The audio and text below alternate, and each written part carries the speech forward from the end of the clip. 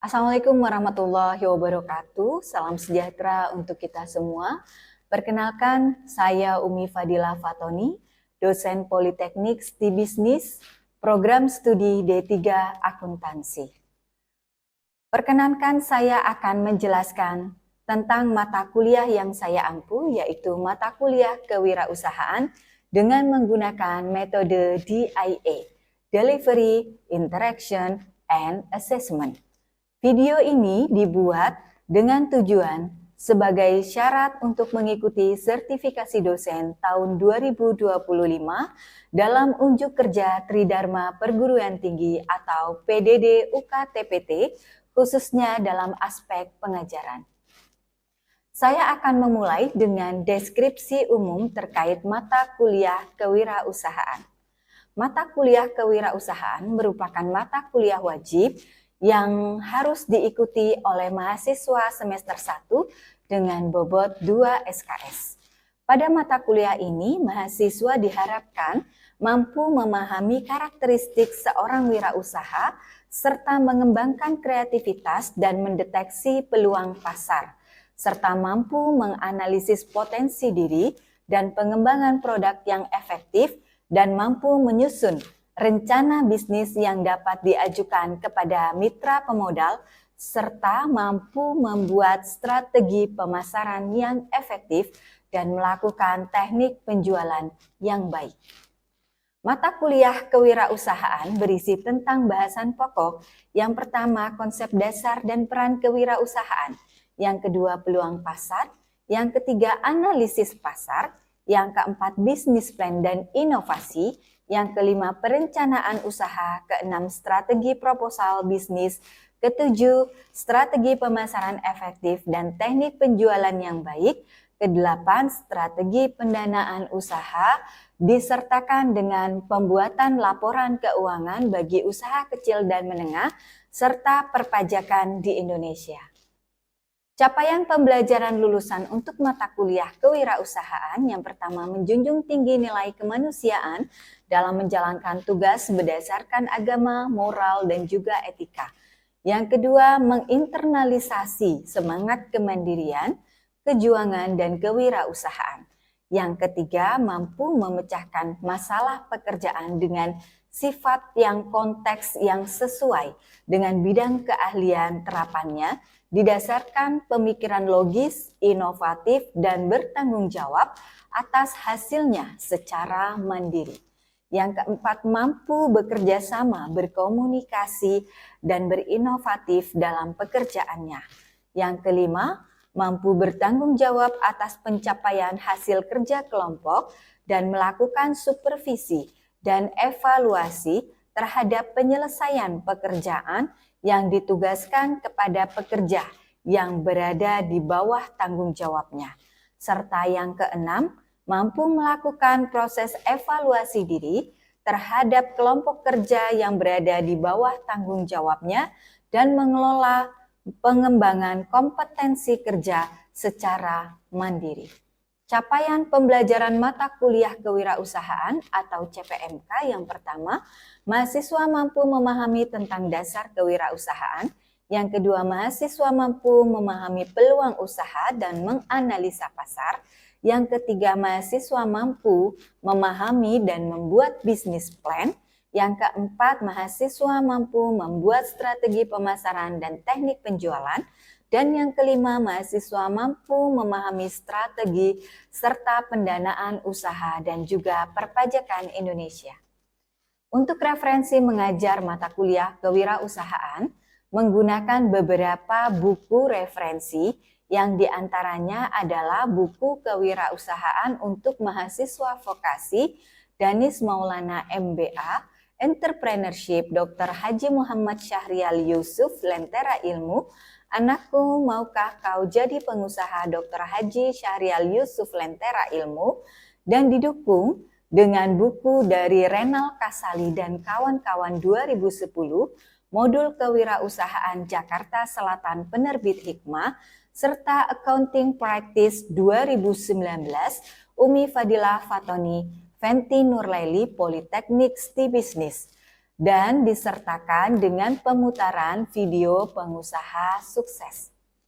Sistem pembelajaran dalam mata kuliah kewirausahaan diantaranya menggunakan sistem ceramah, diskusi dan juga tanya jawab, tugas mandiri dan kelompok, pemutaran video pengusaha sukses, sharing experience oleh dosen tamu yang merupakan seorang pengusaha, outing kelas, pembuatan proposal bisnis, dan praktek pembuatan usaha disertakan dengan laporan keuangan usaha kecil dan menengah. Mata kuliah kewirausahaan terdiri dari 14 kali pertemuan, di antaranya 7 kali sebelum UTS dan 7 kali setelah UTS. Prosedur penilaian perkuliahan ini menggunakan 4 komponen, yaitu tugas individu 20%, kehadiran 10%, UTS 35%, dan UAS 35%.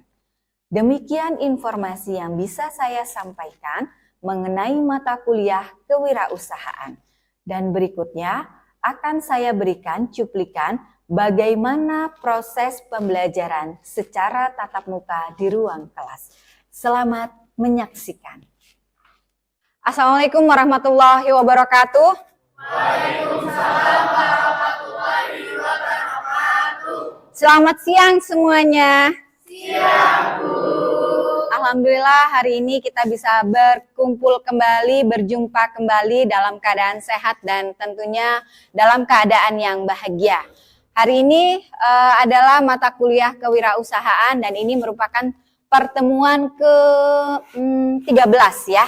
Sudah pertemuan ke-13. Jadi saya berharap teman-teman semua karena sudah 13 kali pertemuan, harapannya adalah sudah bisa mengimplementasikan apa yang sudah disampaikan dari pertemuan 1 sampai dengan pertemuan ke-12. Termasuk praktek yang sudah pernah kita lakukan diharapkan bisa diberdayakan dalam kehidupan sehari-hari. Jadi bukan hanya mata kuliah yang putus setelah itu tidak dipakai kembali.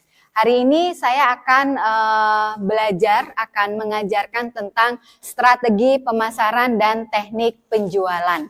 Tapi sebelum saya ke bahasan ini, saya mau review dulu nih. Kemarin 2 minggu yang lalu, minggu lalu dan 2 minggu sebelumnya, kita kan sudah ada teori dan juga ada praktek ya. Kita ada bisnis plan. Nah, dari bisnis plan yang sudah kalian praktekkan, yang sudah kalian buat, ada nggak sih manfaatnya untuk kalian semua? Ada nggak? Ada. Ada yang mau kasih sampel buat saya? Barangkali dari bisnis plan ini jadi terinspirasi dan jadi membuat kita semangat yang tadinya jualan kita cuman kalau mau ada maunya aja, sekarang bisa continue atau bisa setiap hari. Ada yang mau menyampaikan ke saya tentang perkembangan bisnis plan-nya? Ya, Mbak.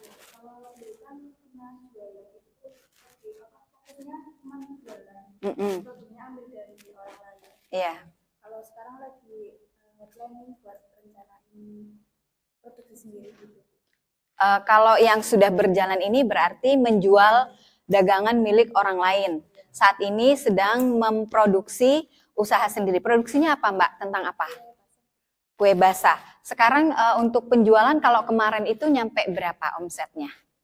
Bertahap sih Bu, kan dari awal itu 20 pieces, naik 25, 30, terus konsisten di 50 pieces setiap hari. Konsisten 50 pieces setiap harinya. Oke ya.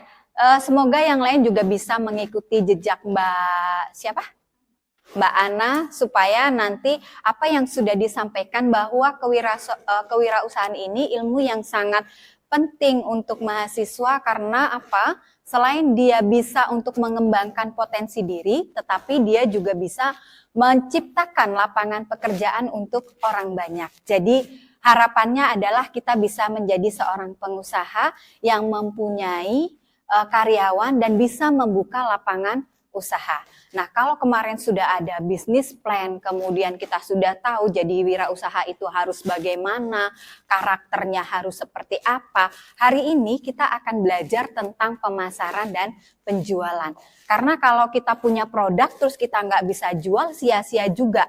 Ya, kalau kita sudah punya sesuatu yang akan kita launching, terus kita cuman diem aja, nggak ada teknik strategi pemasarannya atau teknik penjualannya, juga semuanya akan kurang gitu ya. Karena inti dari mata kuliah kewirausahaan ini, perjalanan kita ini akan closingnya yaitu di strategi pemasaran dan teknik penjualan. Bagaimana ketika kita sudah punya produk, kita bisa menjual produk tersebut dan kita bisa mendapatkan profit atau keuntungan dari produk tersebut. Nah, kita akan belajar pemasaran dan penjualan. Kayaknya kok pemasaran sama penjualan kedengerannya sama ya? Sama apa beda nih pemasaran sama penjualan? Sama apa beda? Beda. Sekarang kalau beda, saya mau tanya. Bedanya apa sih pemasaran sama penjualan? Kita mulai dari pemasaran dulu ya. Pemasaran itu apa? Nah, Mbak. Kalau pemasaran itu berupa iklan dan promosi. Berupa iklan dan promosi, itu pemasaran ya. Ada lagi yang mau bantu jawab? Ya. Pemasaran itu teknik branding. Teknik branding, oke. Ada lagi? Pemasaran? Ada yang mau jawab? Ya, kemudian penjualan. Penjualan apa nih? Penjualan? Ya, apa Mas? Apa? Penjualan itu kita mengenalkan produk gitu ya, memperkenalkan, menawarkan gitu kali ya, menawarkan produk. Ada? Menawarkan sebuah produk. Ada lagi? Ya. Negosiasi antara penjual dan pembeli. Oke. Ya, pemasaran dan penjualan. Kita lihat. Pemasaran penjualan. Di sini pemasaran ini masuknya ke tentang riset pasar. Jadi yang namanya pemasaran ini jangka waktunya panjang. Ya, beda dengan penjualan. Kalau penjualan pada saat ada konsumen, itu kita langsung tawarkan produk, terjadilah closing, penjualan, terbeli atau tidak. Ya, tapi kalau pemasaran ini jangkanya panjang. Jadi harus kita pikirkan, kita harus melakukan riset pasar, kemudian kita ada iklan dan promosi, karena belum tentu iklan dan promosi kita ini nantinya akan langsung ada yang beli. Ya, kan kita beriklan dulu, tapi kan belinya nggak di iklan ya. Misalkan kita beriklan di TV, masa iya kita belinya di TV? Kan enggak gitu ya. Tapi ini adalah branding, mengenai branding sebuah produk yang hitungannya adalah jangka panjang. Kalau penjualan, itu kita lebih ke arah penawaran produk dan itu terjadi secara langsung ya. Dan ada langsung keputusan beli atau tidak, closing atau tidak. Jadi yang pemasaran ini lebih ke arah branding, jangka panjang, kalau penjualan ini lebih ke arah closing ya, closing dan branding. Komponen strategi. Jadi strategi ini itu punya komponen yaitu 4P ya. 4P itu apa aja? 4P itu ada produk ya. Produk ini apa yang kita jual ya. Strategi pemasaran ini ada 4P. Produk, price, place dan promotion. Jadi produk apa yang dijual, price-nya itu harga, berapa harga yang akan diberikan atau berapa harga yang sesuai, place itu distribusi, di mana produk tersedia, kemudian promotion itu bagaimana cara menarik pelanggan. Ada yang bisa kasih contoh ke saya? Ini misalkan kita mau jualan produk apa ya kira-kira?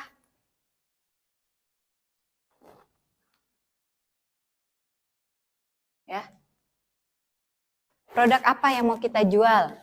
Misalkan kalau sekarang ya di Tegal itu lagi banyak produk yang dijual di mana-mana ada, itu es teh. Ya enggak? Kayaknya 5 meter udah ada es teh gitu ya. 5 meter ada lagi es teh, tulisannya es teh jumbo. Satunya 2.000, satunya 3.000. Satunya 3.500, macam-macam harganya ya. Bahkan sekarang terjadi persaingan yang agak sedikit kurang sehat karena ternyata murah-murahan. Entah kualitas yang diberikan seperti apa. Dengan cup yang besar sekali, tapi harga berani jual 2.000. Dipikir beli cupnya aja sudah lumayan, ya. Jadi persaingan dagang sudah semakin ketat. Nah, kita lihat produk yang dijual apa? Misalkan es teh, ya. Kemudian harganya berapa? 3.000. Kemudian di mana produk itu tersedia? Banyak ya, di pinggir-pinggir jalan ya. Kemudian promosinya bagaimana?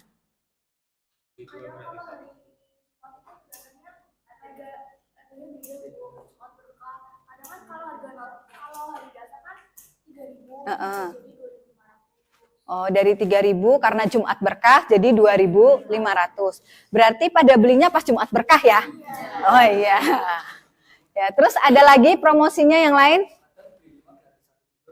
Beli 5 gratis 1. Oh, promosinya luar biasa. Beli 5 gratis 1. Jadi kalau sekelas belinya bareng-bareng lumayan lah ya. Nah, bisa buat ongkir ya. Ada lagi? Mungkin kalian bisa lihat di banner-banner di jalan itu ya. Apa sih? Papan ya. Papan yang di jalan itu kan besar. Gula asli hanya 2.000. Gitu kan. Kan nggak mungkin pakai gula palsu ya. Gula asli harga 2.000. Atau mungkin teh asli dari pucuk gunung. Yang paling pucuk gitu ya. Harga cuma 1.500. Itu kan macam-macam ya teknik promosi. Yang pasti pada saat kita ingin melakukan strategi pemasaran yang harus diperhatikan adalah produk. Produk yang kita jual itu apa, harganya berapa, tersedia di mana, dan cara promosi kita itu seperti apa. Ini yang harus diperhatikan. Jangan sampai nanti sudah ada produknya, bingung jualnya. Kira-kira berapa ya, mau dijual berapa ya? Di sana 3.000, di sana 2.000, saya 1.000 deh. Tapi 1.000 itu nggak dapat untung. Jadi buat apa dijual kalau kita tidak dapat untung ya?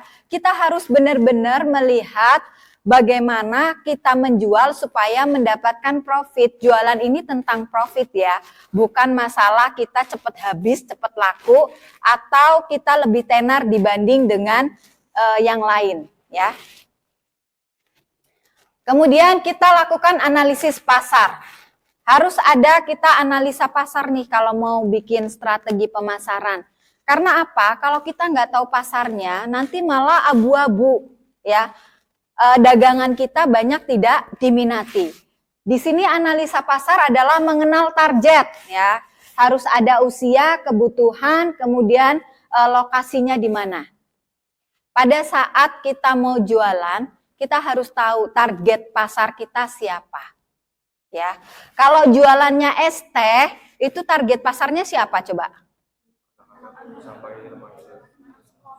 Anak-anak sampai orang dewasa. Itu masuk semua kan ke target kita kan? Ya. Kemudian kebutuhannya, kita jualan es, kira-kira bagusnya di mana? Di daerah yang dekat jualan makanan, daerah yang panas mungkin. Karena sekarang orang ternyata juga daerah dingin minum es juga gitu ya. Mereka suka juga dengan es teh. Jadi es teh ini bisa masuk ke usianya sampai usia kapanpun, kebutuhannya juga masuk ke kebutuhan dari segi manapun, kemudian tinggal pilih lokasi. Jangan sampai misalkan kita jual es teh di lokasi yang kurang tepat ya. Kemudian menggunakan tool seperti STP, segmenting, targeting, dan positioning. Kemudian ada SWOT analysis. Jadi kalau pertemuan sebelum-sebelumnya kan sudah dibahas segmenting itu apa, segmen pasarnya bagaimana, kemudian targetnya itu siapa, itu kan sudah dibahas ya pertemuan sebelumnya. Kemudian ada SWOT analisis. SWOT analisis ini juga harus perlu dicermati sama teman-teman. Jangan sampai nanti teman-teman nggak punya analisis SWOT pada saat mau berdagang ya. Kenapa analisis SWOT penting? Ya supaya kita bisa mengukur pada saat kita dagang di situ, kira-kira kita bisa nggak bisa bersaing nggak dengan lingkungan sekitar.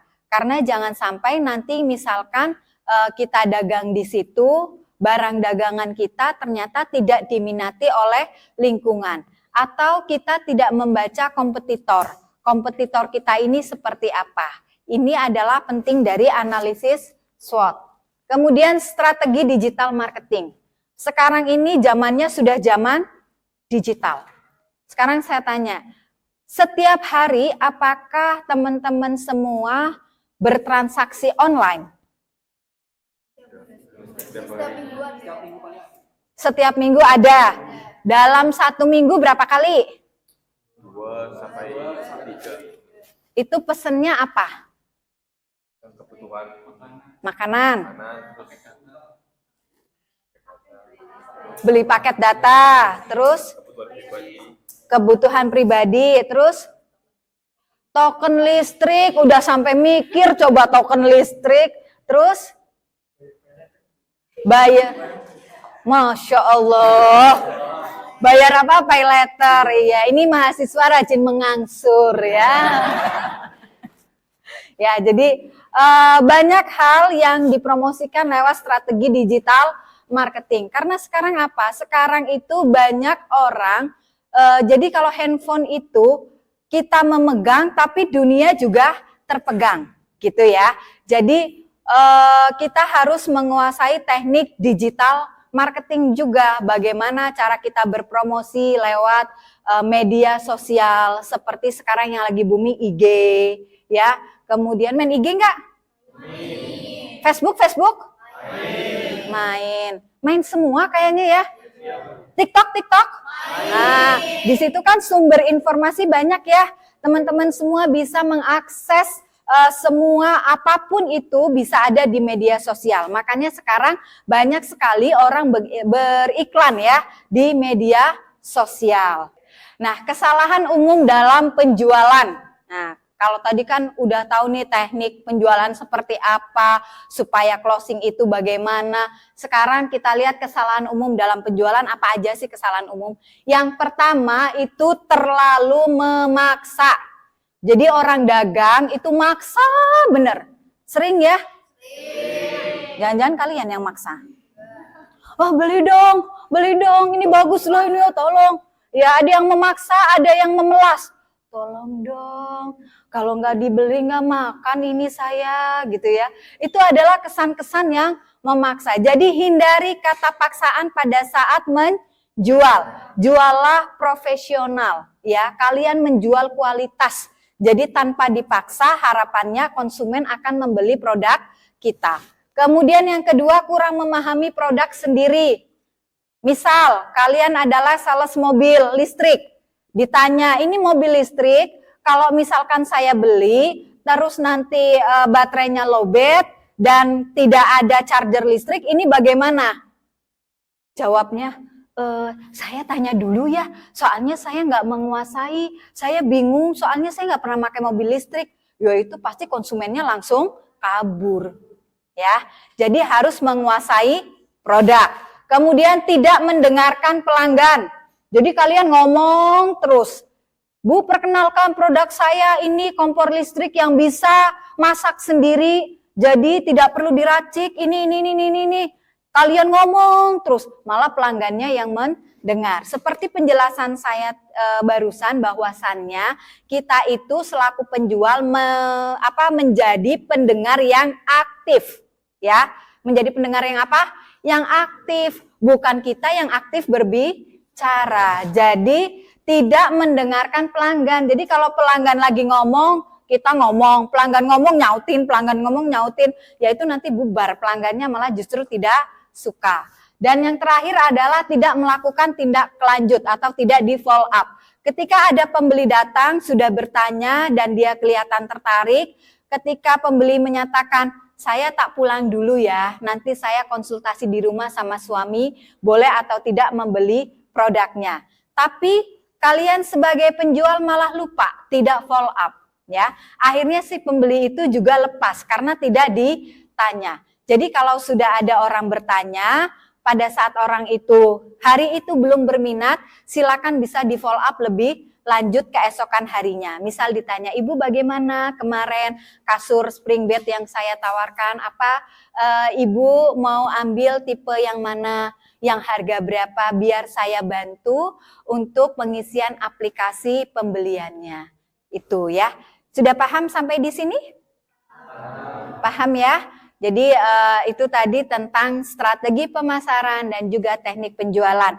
Harapannya nanti kalau sudah bikin proposal, kemudian sudah tahu kewirausahaan seperti apa, kita sudah pernah outing kelas, sudah mendatangkan dosen tamu, dan kita juga sudah pernah praktek. Harapannya pertemuan terakhir kita akan bercerita tentang pendanaan. Bagaimana nanti proses pendanaan untuk UMKM dan pendanaan untuk kita yang punya bisnis pemula. Mudah-mudahan minggu depan kita bisa bertemu kembali dalam keadaan sehat dan bahagia. Ada yang terlewatkan? Saya belum absen ternyata ya. Ini kayaknya masuk semua ya? Masuk? Ada yang absen nggak hari ini? Ya. Pasti masuk semua karena menunggu saya. Ya. Saya coba absen dulu ya. Alvira, Amar, Raffi, Azizir Rahim, Praditya, Diana, Nanda, tuh bagus. Ya, jadi 29 orang hari ini hadir di kelas ini. Terima kasih semuanya. Mohon maaf atas segala kekurangan. Kita jumpa lagi di minggu depan, insya Allah dengan materi pendanaan. Wassalamualaikum warahmatullahi wabarakatuh. Waalaikumsalam warahmatullahi wabarakatuh. Demikian deskripsi singkat dari mata kuliah kewirausahaan yang saya ampu. Semoga dapat memberikan gambaran mengenai kinerja pengajaran yang saya lakukan. Saya ucapkan terima kasih kepada seluruh tim penilai dan panitia sertifikasi dosen Smart 2025, khususnya kepada Direktorat SDM Kemdikti Saintek RI. Tidak lupa, saya ucapkan juga terima kasih kepada Politeknik Stibisnis, rekan sejawat, dan juga mahasiswa Politeknik Stibisnis. Demikian yang dapat saya sampaikan dan mohon maaf atas segala kekurangan. Saya akhiri dengan pantun, pagi-pagi makan sate kelinci, makannya bareng Bu Narsi. Cukup sekian hari ini, saya haturkan terima kasih. Wassalamualaikum warahmatullahi wabarakatuh.